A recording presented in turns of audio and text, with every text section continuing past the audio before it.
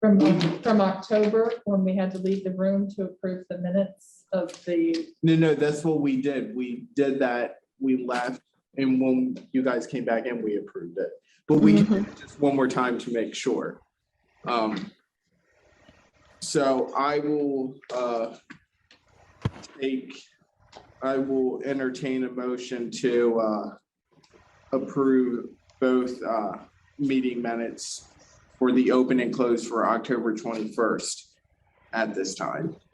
I approve. Is there a second? Second. Okay, Oh, I'm sorry. Who seconded? Gerald Starr. Gerald Starr seconded, and Joyce Miller moved it. All those in favor signify by saying aye. Aye. Aye. Opposed, nay. The ayes have it, the motion carries. And we have a welcome to the Broadneck Library branch by Heather, branch manager. It's great to see you in person. Hi, thank you very much. I want to welcome you all to the Broadneck Library.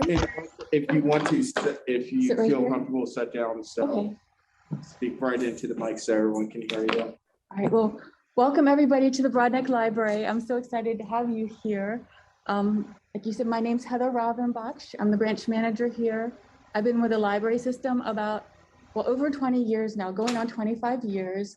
And during that time, I've worked at the Edgewater Library, Annapolis Library, and a little bit at the Deal Library, but I'm very excited to be here now. This is a wonderful branch. We have a terrific staff and a really awesome community. The community is very supportive of the library. It's really a community of readers. We have one of the highest circulations of the community branches in the library system. With the pandemic policies easing a little bit, we've been really glad to bring back some of our signature programs like Pause to Read and also Family Bingo Night. And we've been working with AARP to bring back tax help. So we're glad to be getting back to normal some. And one of the special things about the Broadneck Library is our location. We're right across from the high school. And so you probably saw a lot of teens when you came in this afternoon. They come right after school. We're also next to the Harbor School, and they bring their students here during the school day to get books and to ask questions. We're also across from Broadneck, the Broadneck Park, and the Broadneck Trail goes right past the library. They're going to connect Sandy Point State Park with the B&A Trail off of Route 2. So we get lots of people walking by us and coming to the library. So we've got a great branch, and I'm so glad to have you guys here. And if there's any questions I can answer about the library here, please do let me know. So thank you. Thank you. Thank you. Thank you. Thank you, Heather. Thank you, Heather. Also at this time, I don't believe anyone is here from the public, or has joined us via Zoom, but is there any public comment? Hearing none, we will move on. Now we will have our regular meeting month trustee briefing by Maureen Sullivan. And just as a refresher for everyone, as you may recall, at our last regular meeting, our trustee briefing was training on board effect and going through a little bit about the different nuances of board effect, and Rudy walked us through it. And this month, Maureen Sullivan is coming back to provide us a little bit more insight into trustee fiduciary responsibilities and what's the more of the role of a board of trustees. So again, this is this month's theme. And of course, if you guys have any ideas of themes in the months to come, please feel free to share that with me, and we can make sure it's on the docket for future meetings as well. So with that, I will turn it over to Maureen Sullivan, who will present. And I want to start by making sure that all of you can see the PowerPoint that I prepared. Yep. Yes. Great. And I also want to say, before I go through the material that I have to share with you, that I recognize that what I'm going to cover may be known in whole or in part by most of you. But one of the characteristics of an effective board is that that board periodically reviews what its roles and responsibilities are. And every board should do this work whenever there's a change in membership. And with the time that I have, what I've chosen to do is to start with a discussion of board roles. So it begins with really being very clear that the role of the board is governance of the organization, and that the board hires and supports a chief executive officer who has responsibility for operations and administration. The board has a responsibility to establish and maintain a healthy relationship with that CEO. And I think in the Anne Arundel County setting, it isn't just the CEO, but it's that senior management team. You also have the responsibility to adopt policies that will ensure effective governance of the library. And each of you as an individual is responsible for sharing your expertise and your leadership, all for the good or the benefit of the library. And of course, as members of a board, you must come to meetings prepared and ready to actively engage in the work of the board. It's also important to know the program, services, and operations. I think this pattern that you're going to have of bringing people in to provide information to increase your knowledge is going to really strengthen the work that you have a responsibility to do. You also, of course, adopt the budget, and you also have the responsibility to ensure that the library has funding adequate to the work that it sets out to do.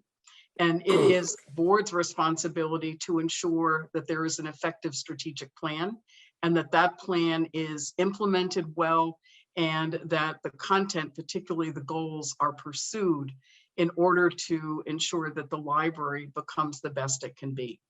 And I sometimes think one of the real opportunities when you're the member of a public library board is to promote the library in the community. I'm doing some work with the Maryland State Library right now, getting ready for a strategic plan that they plan to put in place. And I am still hearing from library leaders that it is a challenge to have their communities, particularly community leaders and policymakers, really understand what the library means to the people of the community. So your work to help increase that knowledge and understanding is very important. I also thought it would be helpful if we reviewed together these key principles. And again, I want to stress that the board's work is governance. It is the CEO's responsibility to ensure effective administration, the running of the library.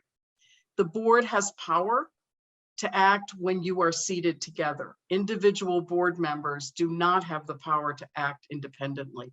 And I always include this on presentations like this because I've been in too many situations where especially new board members haven't had the opportunity to develop this understanding that the power lies in the collective work of the board.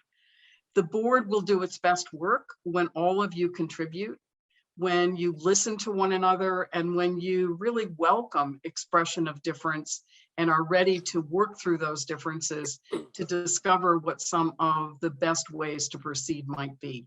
And boards sometimes will make decisions through a unanimous process. Everyone will readily agree, but in the absence of unanimity, it's important to use consensus. And consensus is that approach that a group will use to surface the different perspectives, to work through them, to develop mutual understanding, and to arrive at a decision that everyone can accept. That decision may not be everyone's first choice, but everyone in the group can honestly say, when the decision is made, this decision has my full support. It's also important that decisions be based on a full understanding of the circumstances that are there in that situation, and that everyone on the board has the information that will be essential to making an effective decision. Any group, but particularly a board, has the responsibility to ensure that individuals are accountable, but also that you as a group arrive at mutual accountability for your decisions and for the success of the board and the library. And of course, with policy, it is your job to adopt policy, but also to hold the CEO accountable for effective implementation of that policy. So I'm just going to pause here. I was given the opportunity to invite questions, and I would welcome your questions. Maureen, I just have a comment. This is really good. Particularly, this resonates with me when we had a lot of controversy related to the LGBTQ programming, and the press was constantly calling and whatnot, and we act as one, we don't act individually, and that's really important when public relations is part of the equation. So yeah, this is good to review. Yeah. Luckily, we haven't had anything terribly controversial of late, but we have had some major things, so this is good. Yeah. That's also the kind of situation that when it pops up, really calls for being very clear about, is this a situation that calls for a policy? And if it is a situation that calls for a policy, it is the board that determines that policy. But in order for the CEO to implement that policy, the CEO has to be actively engaged with the board as the board is deliberating and coming to the conclusion that it will reach on policy. Those situations are so difficult, but they also can be real opportunities to reinforce the relationship between the board and the CEO. Maureen, this is Laura Ellis. I really appreciate the reports that we receive for our Board of Trustees, but since I work full-time and I'm an educator, and this week I'm working, I have 5 out of this week I'm in class 4 days out of 5. So my schedule is extremely busy, and I have one other class I have to finish by January 3rd. So even though I appreciate all the information that the library leadership and administration and staff provide for us, and I am a librarian myself, I have an idea, but I'm in a different settings. Sometimes I feel a disconnect, not because I don't care, it's just because there are a lot of things that go on during the day that as a working adult, I can't attend. And so I think I'm going to be on a new committee about the new art policy. And so I'm concerned because I'm already making a huge arrangement with my supervisor just to get here on time. So how do we overcome, for those of us who are still working full time and have responsibilities after a normal working schedule, what is your suggestion?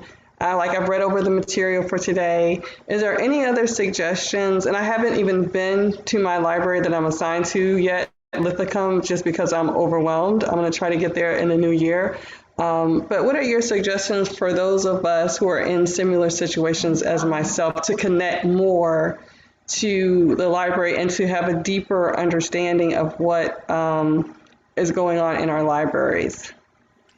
So I'm going to start by just acknowledging, Laura, that you have just taken the first step. And I think each of you needs to be prepared to say to your colleagues, whether it's the full board meeting or it's one of the committees, this is the circumstances that I'm dealing with in my life right now.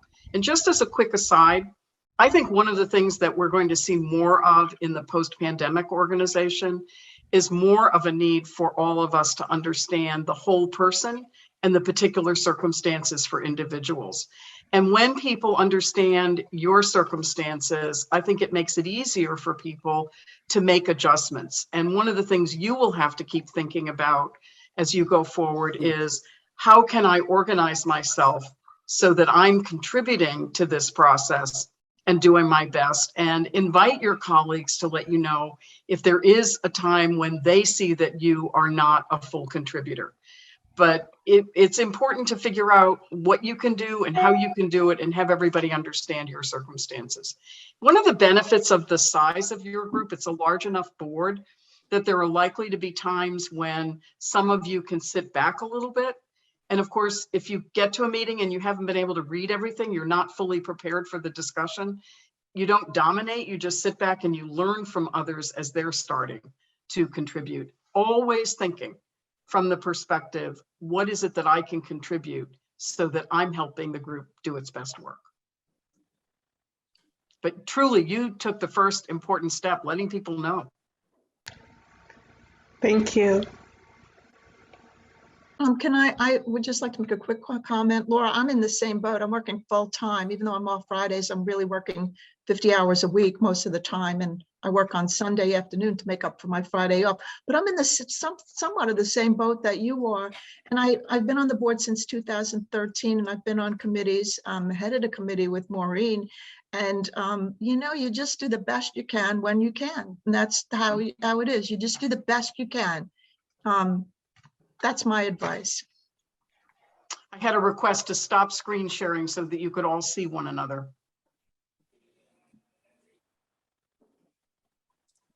Anything else? Comments, questions?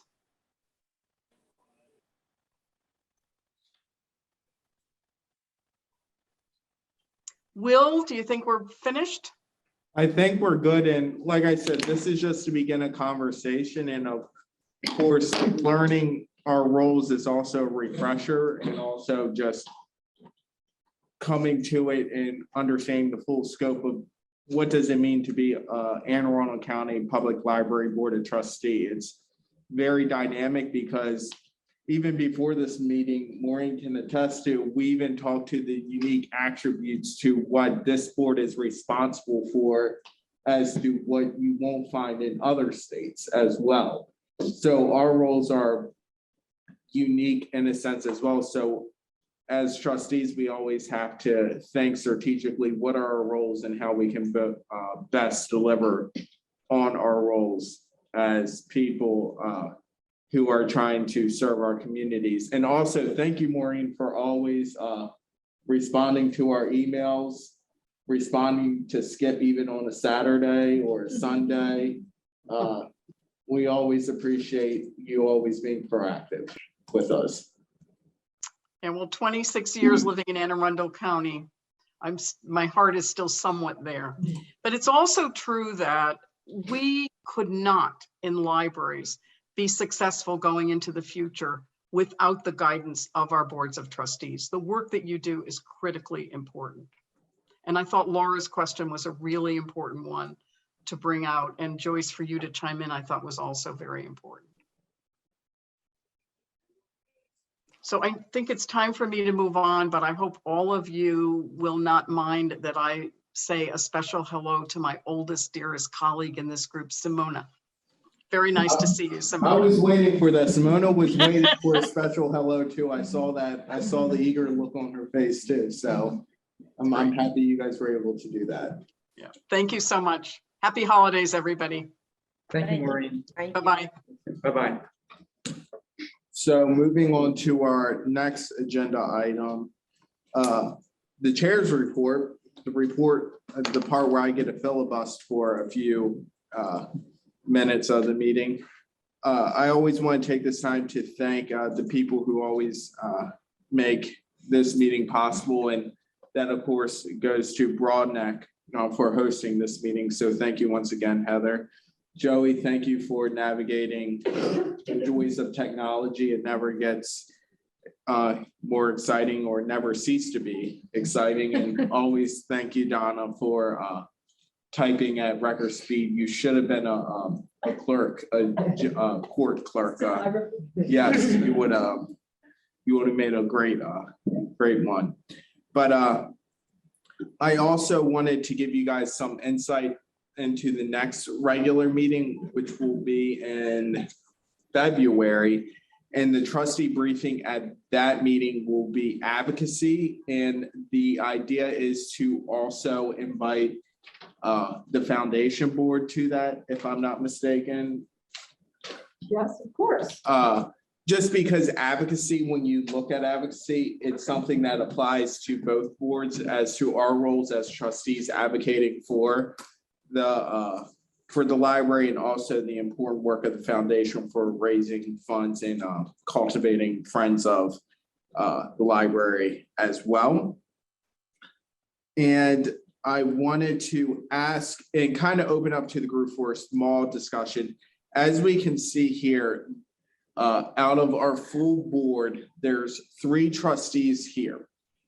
I kind of want to gauge from everybody, would it make more sense? Would it be more efficient to our work to just have our work done completely via Zoom if it complies with the Open Meetings Act long term? I don't think the Attorney General's office changed their guidance on Zoom meetings when it comes to public bodies, but if that is possible, what does this body want at the end of the day? I work for you guys. I mean, you guys elect me at the end of the day. Given the fact that I was just exposed to someone with COVID through no fault of my own, I think maybe, and also given the fact that Omicron's causing the rates to go up, I think we might be wise to Zoom. I don't know how, I'd much prefer meeting in person, but I think right now we might be wise to Zoom. Skip, speaking on behalf of staff, not to put you on the spot, do you have a preference or do you have any words that you would like to share? Yeah, my preference is everybody would be here in person. That's what I would ideally like. Yeah. I think that, Janelle makes a good point. I think, Brooke and Joan and you are the 3 who are here. I appreciate you being able to be here. But even before the meeting, Joan was talking about how difficult it is these days to get, just to get to the different branches and all. I think we could go to Zoom. I think last I heard in terms of COVID from the county health officer, it's been at least 5 or 6 weeks, was that, we are expecting to go through the winter with increased numbers, and that proved to be true. We're seeing increased numbers across the board. We've got a couple more cases in the library. So maybe we look toward the May meeting being the next in-person meeting and try to have it be by Zoom up until then. Yeah, because what is it? The regular meetings, it's February, March, April. So April, let's do this. April meeting, if we can, everyone try to, let's try to meet in person for that meeting. If everyone's work schedules and personal lives allows for it, it gives everybody time to adjust, because I also realize that as volunteer trustees, we're also balancing the jobs that actually pays us at the end of the day as well. We want to do both jobs very well at the end of the day. And with commute times, with people going back in the office, it is challenging to try to navigate that. And I realize that. And what Zoom has revealed to us is that you can be at 2 places at once, surprisingly. I think we actually found that answer for the first time in human history. So with that, as we're getting adjusted, let's try to shoot for April, and as a group, let's have another conversation to reassess of where are people's personal lives, but also I know how much it means to the branches for us to actually be out to interact with, the branches we actually serve at the end of the day. And also it's great to build relationships with staff as well. With that, I have one last thing, but before I do that, I want to pass it on to Ms. Beck. Ms. Beck, just in case if everyone online can't hear you, you may have to move closer to the phone. Oh, I don't know. Is this, is the audio good enough here? Can people hear me? I can hear. Yeah. Whoops. Sorry. The chairman has been kind enough to grant me a few minutes of time today to speak to you and to tell you goodbye, because I'm leaving the board. Oh, sure. I do this with mixed emotions. The board has meant so much to me, over the last 25 years, actually. And I know I've given it everything I had to give, including time and money, because I believe so much in what the library does. I've had a very unique time in some ways at the library, because I've done so many things and so many events have kind of interjected themselves into this period of time. But during this time, I've been part of the opening of 5 different libraries, which is always a thrill, regardless of how many times you're involved. And when you're involved from the bottom up, like I have been in the Bush Library, for example, that makes it even more meaningful. I've had a lot of leadership roles with this board. I've been a director on 2 different occasions. I served as treasurer, and then I was president for 8 years. And during my 8 years as president, many things, as I say, events kind of overtook us in a lot of ways. We had hired a new administrator, which is now called CEO, Marion Francis. And Marion said right from the beginning that she was very interested in making sure that we started a foundation. And so this was the beginning of the board discussing the possibility. Now, there's no how-to in starting a foundation. It's not an easy task. There are so many facets that have to be considered. The financial part, the budgetary part, working with the county, because the county isn't supposed to be raising money. And so that was always kind of a sticky wicket with the county. So that had to be worked out. We had to set up the structure as far as the corporation. We had to find a way to attract board members, the kind of board members who would not only give money, but give their time and attract other people who might be givers. And we were very successful, actually from the start. And I have, in going through my paperwork, Carolyn might be interested in this, I thought. I came across a memorandum from the ad hoc committee chairman I had appointed to look into the possibility of starting a foundation. And I had asked Bert Rice to chair this committee, and he did so. And I have a copy of that memorandum, which is dated, for your information, September 11th, 2006. So anyway, he came back, the ad hoc committee came back with a definite let's go ahead, and we did. And you know the results, that they have been so magnificent.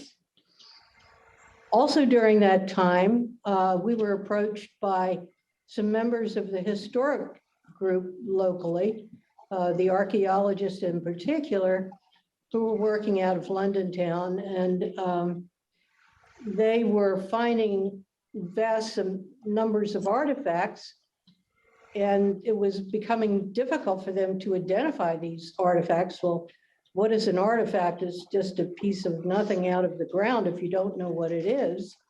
So they would have to travel to Calvert County to a museum down there to do their research. And they came to the library and said, would it be possible for the library to set up a collection of research materials that would be useful to historians and archaeologists? And so we went to the board, said very definitely we'll look into it, see if it's possible. So the board sent me to the county executives, and who was Janet Owens at the time. And we presented our case, and she actually gave us $25,000 seed money to start this collection, with the understanding that it would be seed money and that this collection would be ongoing. And I'm thrilled to tell you today, the collection is probably around 1,500 books and articles, covering not only the archaeology part, but heavily leaning toward the cultural part of everyone, every group, every race, every culture who have lived in Anne Arundel County. It is truly an amazing collection. So I'm very proud of that. Unfortunately, during this particular time period, our administrator fell ill with a very aggressive cancer. And her last year, between the disease and the chemo, she was probably unable to function a good deal of the time. And our dear friend Donna Denny over here helped her through many, many hard days. And I tried as board chairman or board president at the time, I tried to help her get through this hard time, and the staff who had to take up their responsibilities, her responsibilities, when they weren't accustomed to do so. And because I was board chairman, I tried to be at headquarters more than normal to give them the feeling that someone was there to support them in their decision-making. So it was a very interesting time for me as president of the board, I must say, a very different sort of experience. I really have to say one thing I would recommend if on leaving, we used to do summer socials, we call them, where the board would come together in a social setting and get to know each other a little bit. I think it means so much with the kind of work, especially if you're going to do so much Zoom calling as far as meetings, that perhaps that's something that the board should reconsider in the future. But having said all of those things, I want to wish you all the very best. You know, the library will always be very much in my heart. And I leave you with love.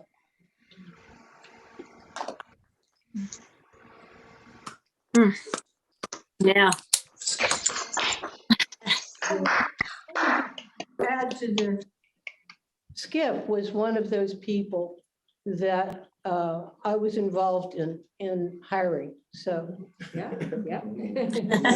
So we can blame you, That's Joan. right. I'm no longer a board member.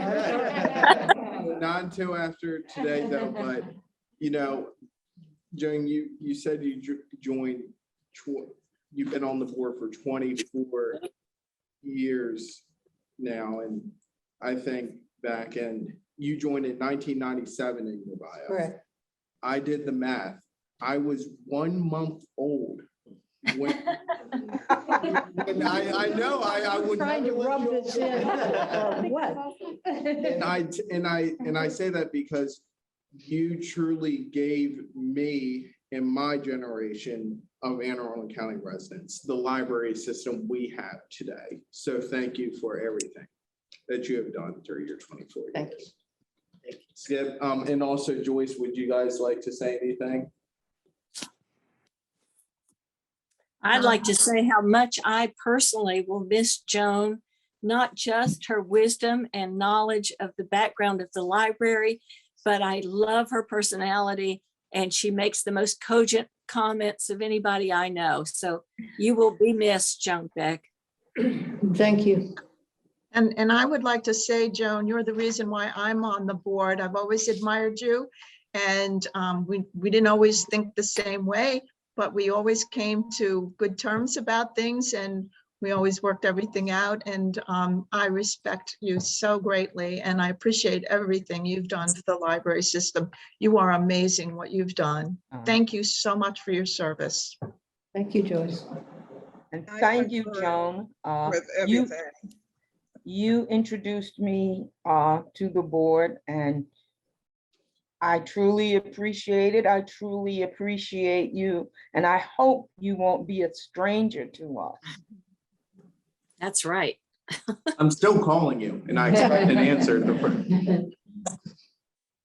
Joan, like I said right before the meeting, first of all, thank you so much for hiring me. I can remember getting the phone call down in Durham saying we wanted to bring me on. And also thank you for not firing me. I can remember that night I made that call. I was at Odenton, actually. And the board had just approved unanimously your selection. So, and it was quite a process we went through in a national search. So that was an interesting process as well. Well, it's been for me, it's been great to get to know you over the years. And so between you and Will, there have been 3 other board chairs in this time. But I think you may have served the longest and I don't know, it was while I was here. And I agree the summer socials are quite valuable. It would be nice to bring those back for the board of trustees, the foundation board, the executive team, the Yes. management team. I think that would be great to see if we can get it going again. I just drove past the Rising Sun Inn today where Well, we used to have those. Yes, Yeah. right. But now that you have gotten permission that you can have a libation at the library, then Yes. you have this wonderful new meeting room on West Street. Yes. You have it all, so set it up, invite me, I'll We will come. invite you for sure. Thank you for everything. So the last thing, because I know we have an agenda still. The last thing on my report is I was recently accepted into the University of Baltimore School of Law for the fall 2022 Wow. semester. Wow. What that means for me is my last board meeting will be June of this year. So I will also be stepping down at the end of this year as well. So again, it's you guys have to find someone else to put in the hot seat and then and go through the process of finding a chair. But it's been truly a great pleasure of being your chair and also serving through this transition period as well. So I'm not gone yet, but I guess I'm a lame duck at this point. So with that, does anyone have any questions or? Hearing none, let's move to the foundation board report. If we can get a condensed foundation board report, that would be deeply appreciated. Because I know we're on a tight time constraint. Who's doing it? Joan, do you want me to do the report and condense it? Yes, Okay, well, first of all, I just want to make a comment about Will's departure at the end in June. Will, I've really enjoyed working with you. You are amazing. You have such a sharp mind. I'm so happy for you going to law school, and you will sorely be missed too. So both you and Joan are tremendous losses for us. And I hope that you'll stay in touch with us as well. So with a heavy heart, the foundation report, I'll condense it as best as I can. The foundation funded $98,000 for library programs and services. The 100th anniversary time capsule brings our 100th anniversary celebration to a close. Provided $35,000 of the last 2 fiscal years. The $100 for 100 campaign raised $137,000. We have 2 new executive committee members, Mary Haggerty and Katie Cook. Anna Greenberg retired. That's another great loss for us from the foundation. Anna was amazing. I had the privilege of working with Anna, and just amazing woman. And I hope that we'll get to see her every now and then at some of the events. And I'll just read the mission moment. The following customer quote illustrates the importance that donations are making to the library. Quote, I appreciate all that you all do for all of us. This morning, while searching the health topics, I found I can check out a fishing pole at my Mountain Road branch. Who knew? So there you go. Okay, short and sweet. And will the full reports in the board packet. And also, for everyone's context, the full report is in everyone's board facts. So thank you very much for the report. Are there any questions? Hearing none, on to the treasurer's report. Ms. Maxwell. As you just mentioned, the reports are located within board effects. For the November 2021 report, we are expected to receive and expend approximately 42% of our budgeted revenues and expenditures. To date, we have received 43% of total revenues. We are slightly below expected collections for self-generating revenues, such as public printing and fax fees, because this is to be expected given the present climate with COVID. Also, we have spent 40% of the budgeted expenditures for fiscal year 2022. We experienced a higher spending percentage for personnel services due to the vaccination bonuses that were paid in November 2021. We expect to be reimbursed from the county for these funds in January 2022. Business travel and capital outlay expenditures are below projection for the year. No other major variances are noted at this time. Thank you very much. Maxwell, are there any questions for the treasurer? Hearing none, I will move on to the chief executive officer and his team. And one thing that I will let you know, Skip, is one thing that staff in the branches told me they like when they watch these meetings is for me to tell you that you only have 2 minutes to speak. So you have 2 minutes. Okay, somebody hit the timer. Okay, so I'll be fairly quick. One thing I'd like to tap into the foundation report. The foundation is doing an end of year campaign, and I would like to suggest maybe if I think that most of you, not all of you on the board of trustees have given already this year, but maybe consider go to the new website, click on support your library, maybe even give a donation honoring Joan and her service. I think, or just whatever might feel good to you. So we certainly are in the midst of contacting about 3,500 people for the year-end campaign, and that'll help the library going forward. So just one thought.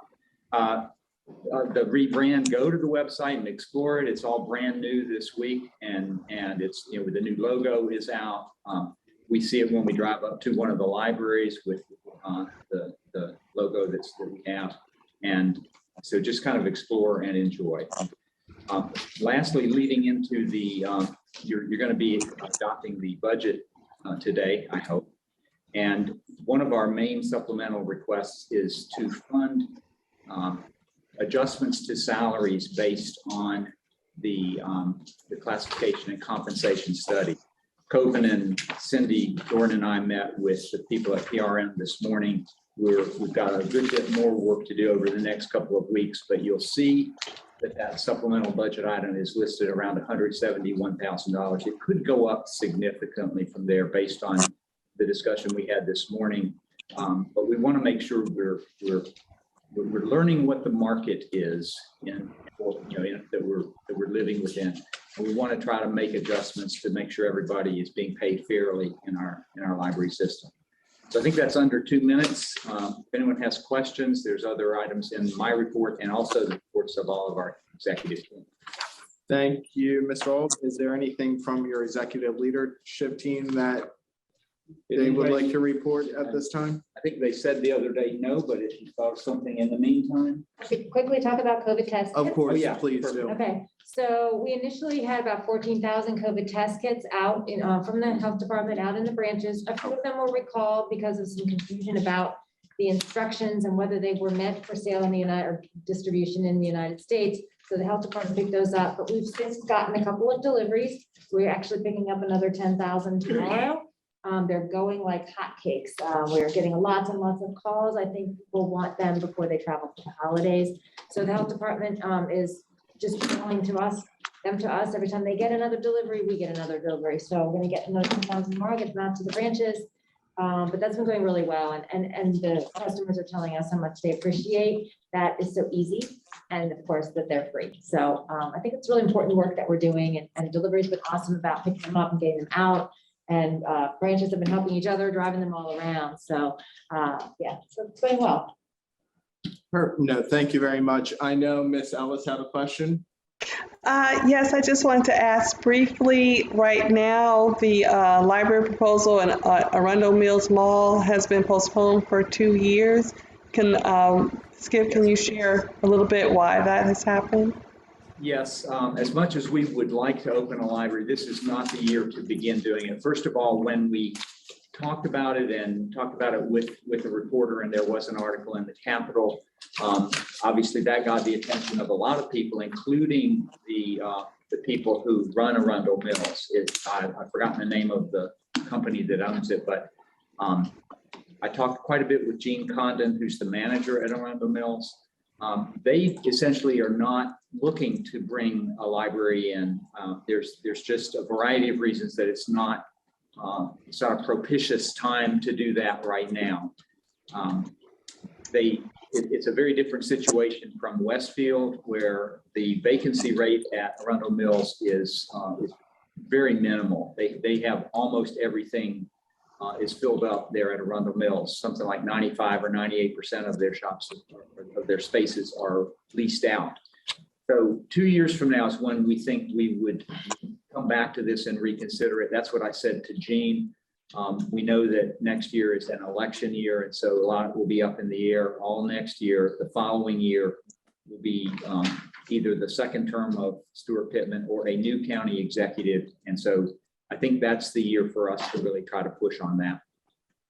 Thank you. Yes. All right, are there any other questions for Mr. Alden or his team? Hearing none, thank you very much.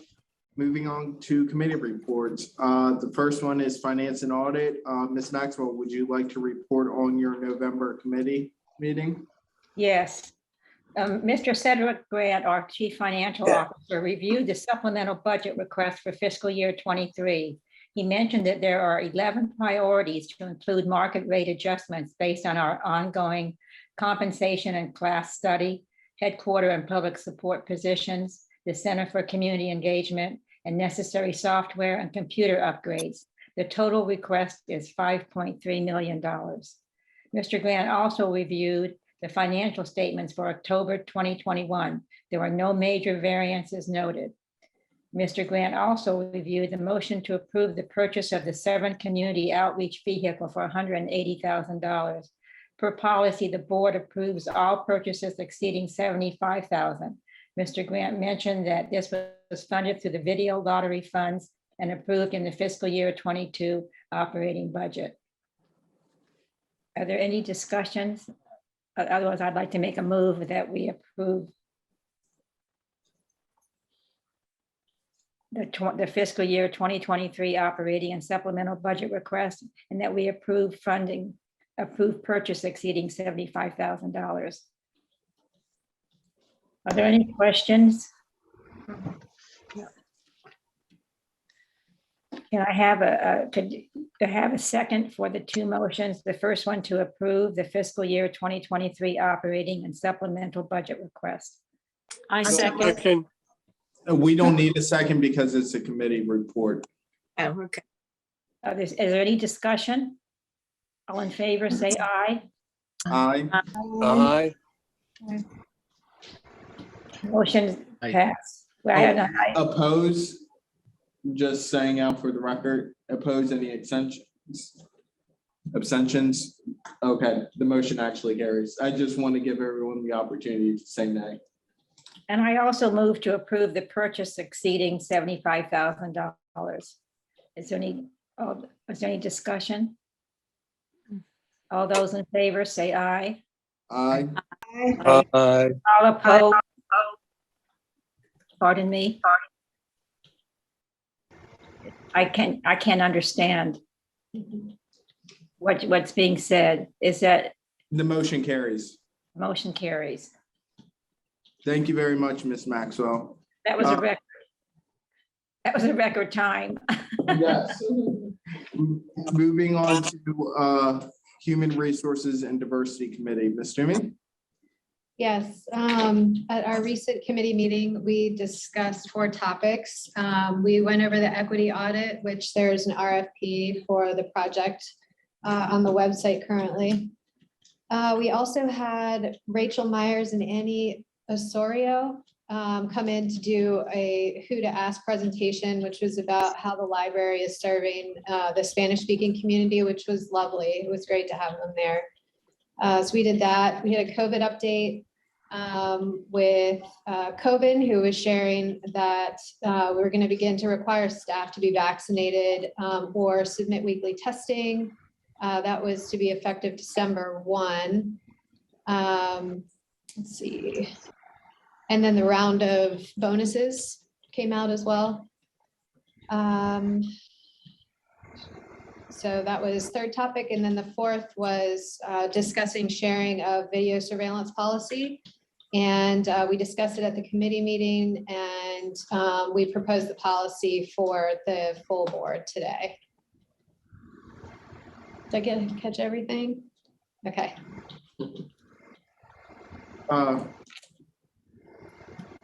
So with that, is there a motion to approve the video surveillance policy? Yes. Okay, there's a motion. Is there any discussion? Hearing none, all those in favor signify by saying aye. Aye. Opposed, nay. The motion carries. Thank you very much. We are actually moving on record speed. Let's see if Ms. Smith can close us out on time.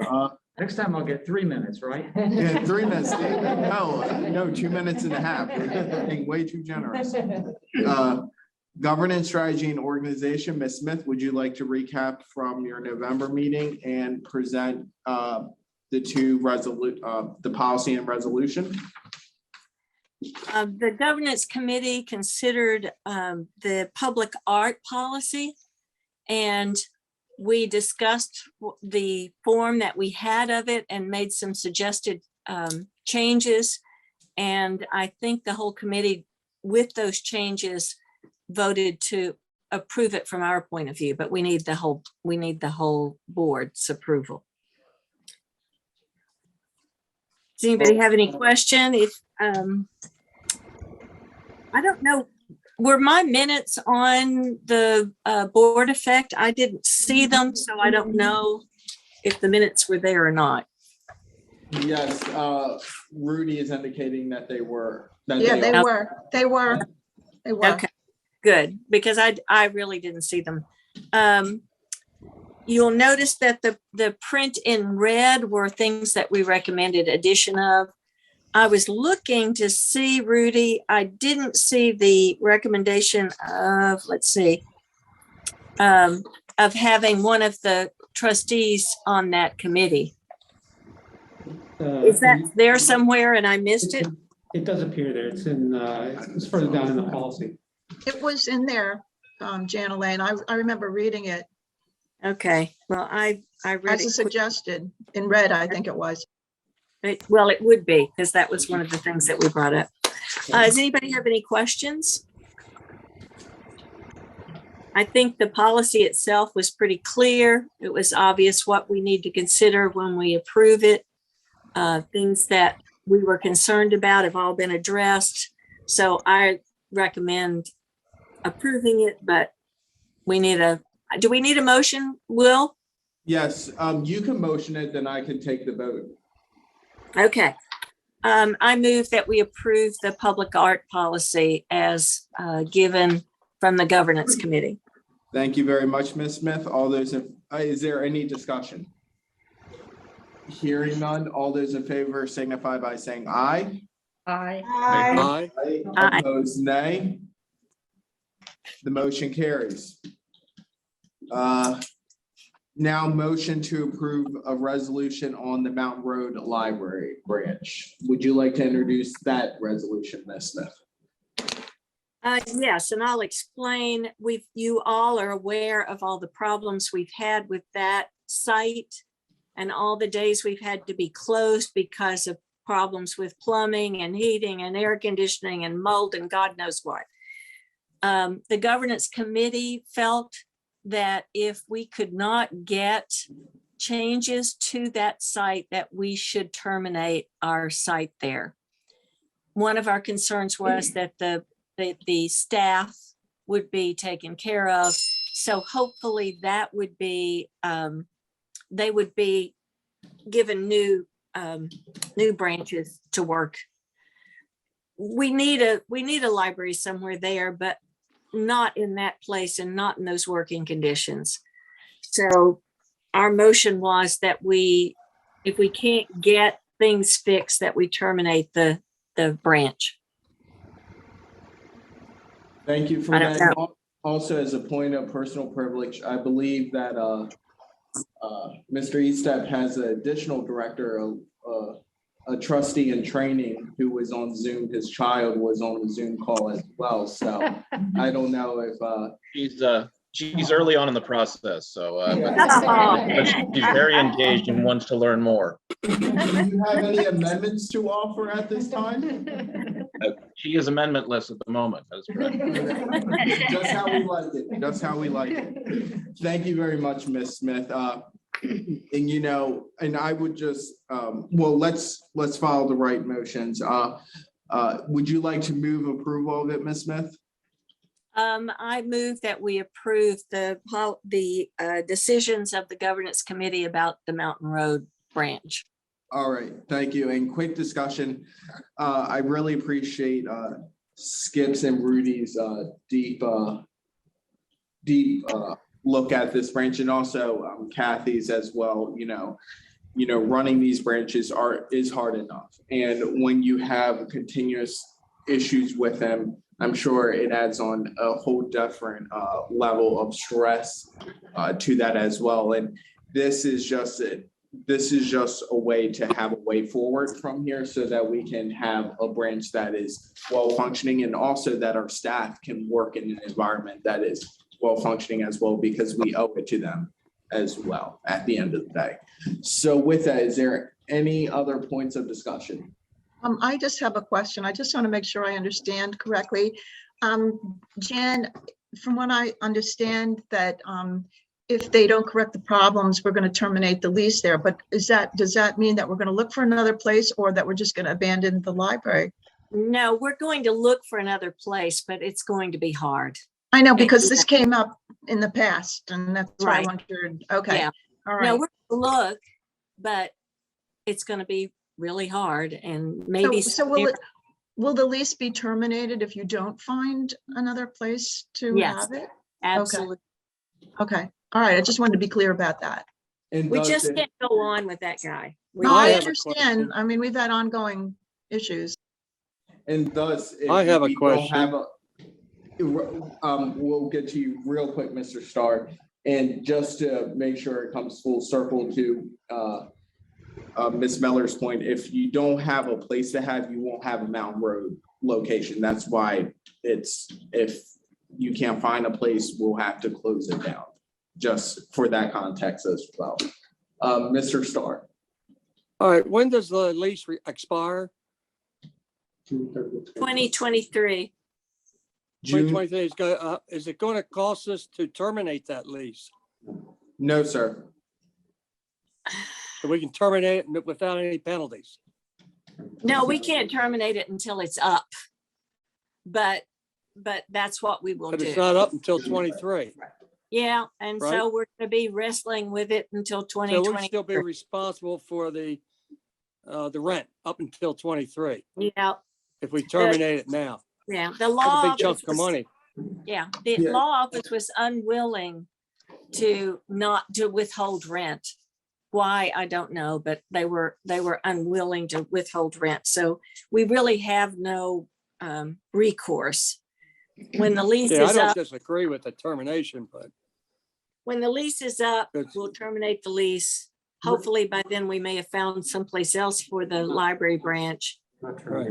I can remember we had problems with the landlord in the past.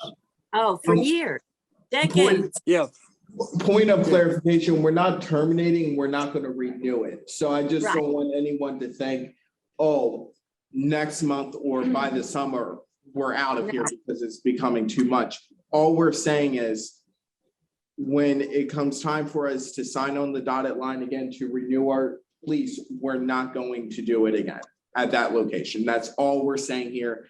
And this resolution empowers Skip, Dus's team to look at different locations, and if not, we will unfortunately have to close down that branch. So that's just what it is in a nutshell. Is everyone clear? Yep.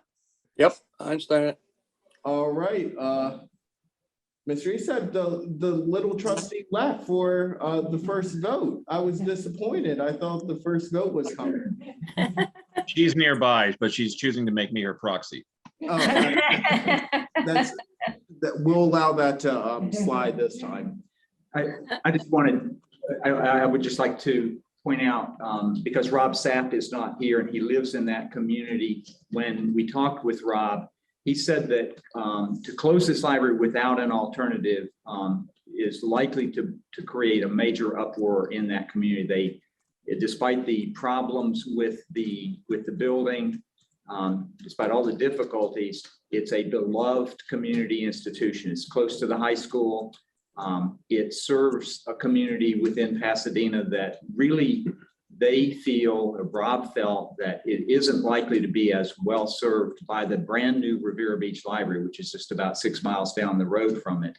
And so we are pledging to make a concerted effort to try to find some other way to replace this library. I think if we cannot find space to lease, we are, and let me check with Rudy on this, but I think we would very likely try to get a brand new library built there somewhere in that area. That would be one possibility. I think it's fair. I think the situation is well understood. And I think the latitude we need in order to find it is what we need right now. So let's not complicate that by making commitments that we can't follow through on. Okay. This is just the first step in a long conversation of discussions. This is not the end of the conversation. Yes. This is just taking the first step. So with that, I'm going to call the question.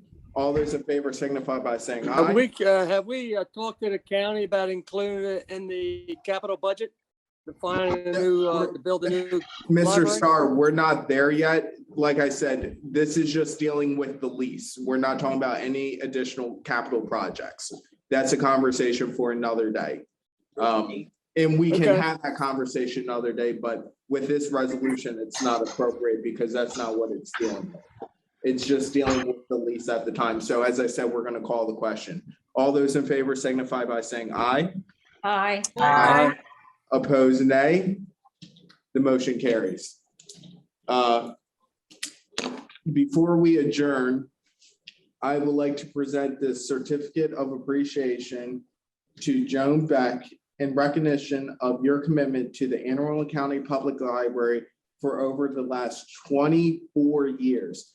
With our deep appreciation for your service as chairman of the Board of Trustees, chair of the Annapolis Library Capital Project Committee, and driving force behind the Joan Beck Special Collection.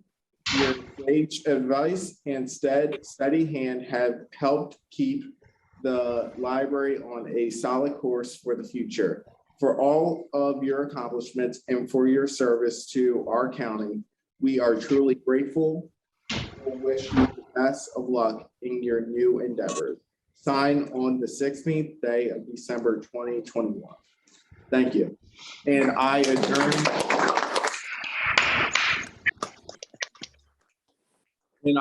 this meeting in Joan Beck's honor.